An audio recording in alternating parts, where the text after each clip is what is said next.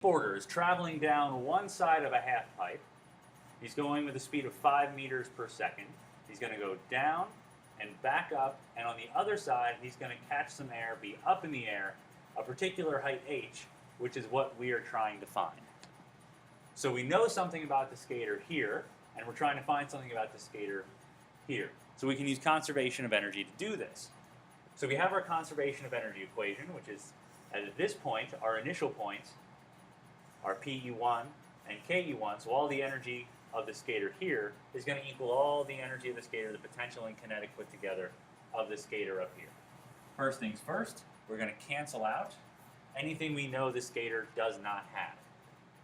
So something that we always want to do is say, what's the lowest point that I care about the object? In this case, it's the skater. And that's going to be at this point here. So I'm going to say that the skater has no potential energy due to gravity at this point. I can cancel this out. Very common things people say, well, wait, he's going to go lower, he's going to go lower. But all the energy that the skater gains going down this hill, he's going to lose it all coming right back up to the exact same point. So everything he gains going down, he's going to lose going back up. So this whole point beneath here is pretty much irrelevant. Doesn't matter. So it's easiest just for our math to say no potential energy at this initial point, because it's the lowest point we care about the skater. But he is moving 5 meters per second, so he definitely has kinetic energy. Over here in point 2, where we're looking at him at the end of the problem, he's definitely up in the air, so he's definitely going to have potential energy.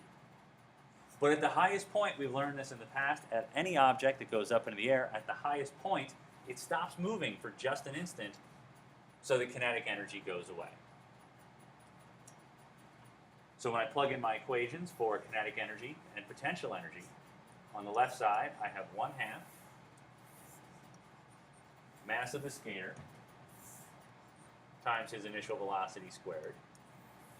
And that's going to equal the potential energy of him later, which is mgh.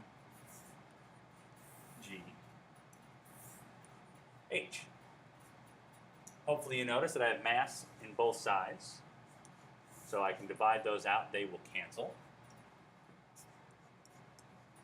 And that's going to leave me on the left with 1/2 v squared equaling g times h. And h is what we're trying to find, so we're just going to divide g over to the other side. So on the left, I will now have 1/2 v squared divided by g, and that's going to give me my height. Now we just have to plug in our numbers. So that's 1/2. The velocity was 5 meters per second, and we square it, all over 9.8 meters per second squared.